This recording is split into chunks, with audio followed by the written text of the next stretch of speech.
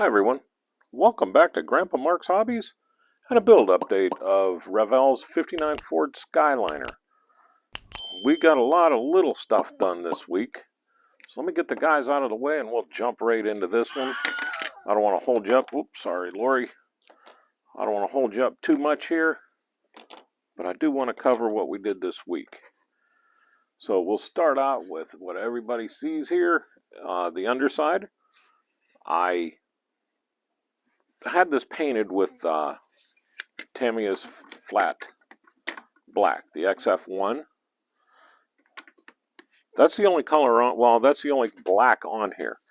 So what I did, because I wanted to have a difference between the frame and the chassis, is I took my quick shine and I just did a quick coat over top of the whole thing. I wanted it to have a little bit of difference in the look, shine wise, you know, they're a little brighter, a little darker with the shine. So I didn't do two coats and make it a glossy gloss, but I did the one coat, and I think that did really good. It's showing, you know, highlights and darks and helping it with the little bit of weathering that I did. So since I said weathering, the next thing, well, before that, I used Tamiya's flat aluminum, which is XF 10, I believe. It's starting to get pretty bad there. XF 10, and I painted all the exhaust all the way down. Did the best I could. I drilled out the back on both sides and then painted it inside there too. Give a little depth so it's just not flat, and you know, exhaust has to come out. There's got to be a hole, right? So I did that, and then that dried for a couple of days, and then I came in with my Weathermaster from Tamiya, the Weathermaster D, and I did not use the D.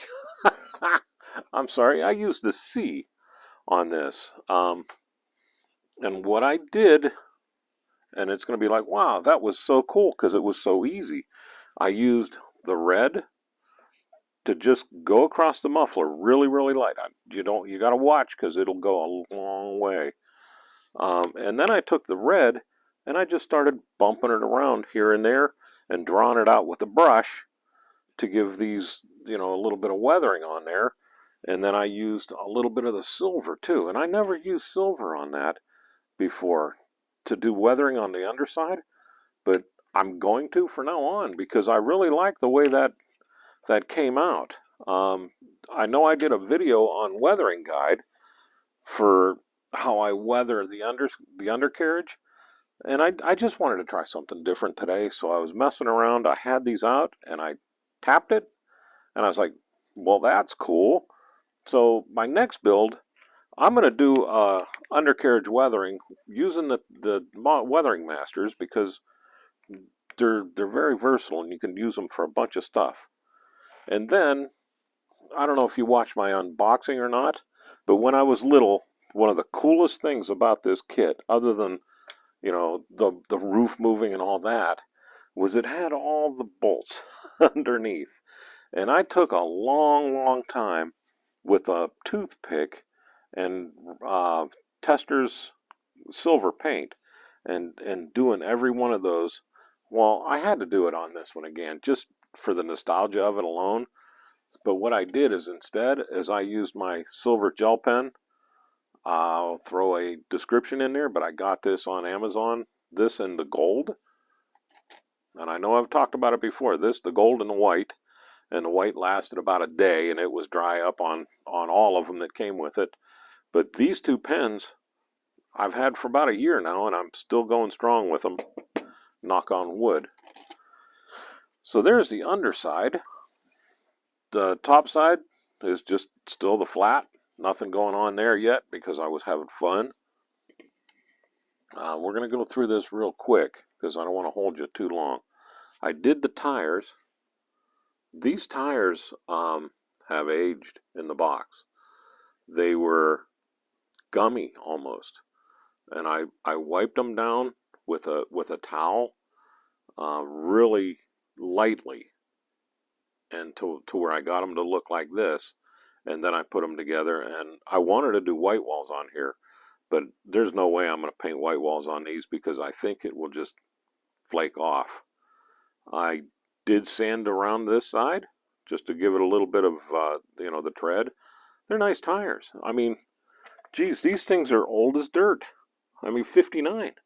And most of it's gone now, but the lettering was in there.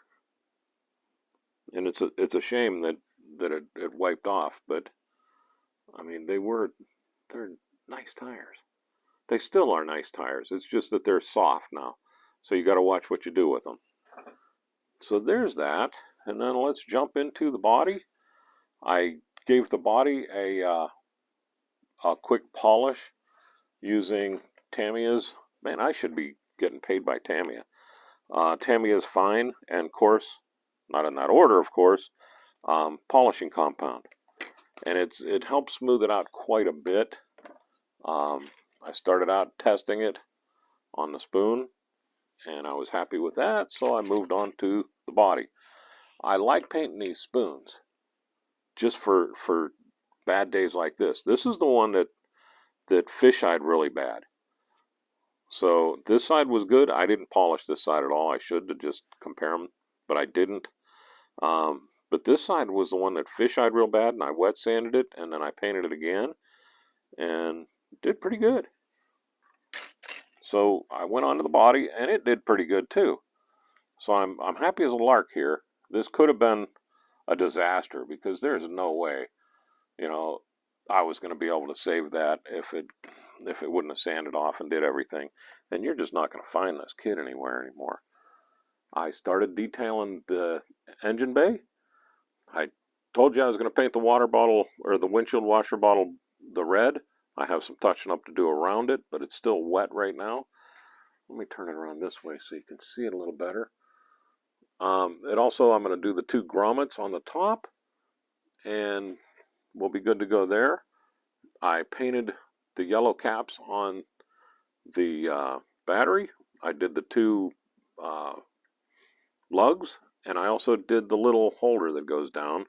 I need to drill this out, but I couldn't see it well enough before I painted it. So now that it's painted, I'll drill these, and I'll use my solder, which is somewhere around here. Just the 3mm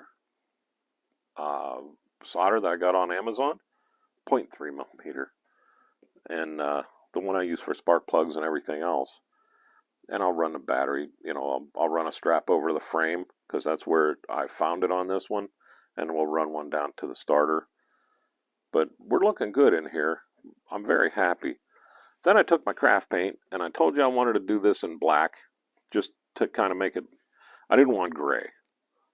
I think the gray with the white and red, just, it didn't appeal to me. So I went with the black, and that is good to go. So I did that on the trunk lid, and the trunk lid got a polish too. It's looking a lot better. As you can still see where the fly took a walk on there, but not as much. So, but I did the flat black on that, and what I'm saying flat black, it's just cheap dang craft paint. This one's called Real Black, but you can find them all over the place. Don't worry about brand specific. Get what you find and use a little bit of water, thin it down. It paints on there really nice. And I did the hood. Again, I still have to detail the front. I'm not going to do that until after I'm done fiddling with it because it is kind of a pain to get it in there on the body. Once I get it in there, then I'll hold the body and I'll paint that front, make the logo look really nice. But the bottom, I did the flat. I still need to come back here just a little bit, but it was still wet just a second ago. And I'll clean that up and make that a nice straight line. But she's looking good. Everything's coming together. The engine, I don't know how I forgot, but I got a dipstick on there now. See if you can see it there. And I just painted that blue right here. Put it in the front because I couldn't see anywhere on any picture of a dipstick. And I already had it made, so I glued it on. So that's the engine. The hood got polished, and came out a lot better than it did. On the underside, I did the chrome trim with the gel pen again, and then just chrome silver, Tamiya's chrome silver, the X11, on the little vents. I will touch them up when this dries solid. And then for the light, and I thought this was really cool, the way they make this, because this thing goes in and out, and I'm sure they wanted it to not break this plastic. I painted the plastic silver first and then flat white over the top of it. But look at these two little chrome strips right here. Those are designed to where when this thing folds in and it bumps into something, it doesn't crack the plastic. It'll bump into those instead. And the moldsman, hey, he was a just amazing person. I don't, never knew him or anything, obviously, but he even molded that in there. So how cool is that? I have a little work to do on these two pin lines, but they'll be okay when I'm done. And then we'll start thinking about getting the chrome trim on this here pretty soon too. So there is that. And then lastly, and this is going to be lastly because I noticed I say lastly and it's not, but the seats. Remember I told you I didn't want the seats to be the same color as the body. And I don't know if you can see it in the picture. Let me bring the hood up here. But it is different now, and what I did to do that is it's just like a shade different, and just to make it look like it's red, but not the blasting red like the body color, is I use brown pastel. And I just took my brush, which is probably 10-15 years old, just wiped it on here, and then I just went all over it to knock the shine down a little bit because I didn't want that high gloss like the body had. I knocked the shine down a little bit and it changed the color just enough to where when it's sitting in there with the body panels, it won't be exactly the same as the painted car body. And it's just a little tone difference, but it's enough. But there we go. This is a shorty this week. We're only 12 and a half or 13 minutes into it. But it took me a long time to get here to this point. So anyhow, I'll let you go. I hope you all have a great weekend. I am Mark, and this is Grandpa Mark's Hobbies. Thanks again for watching.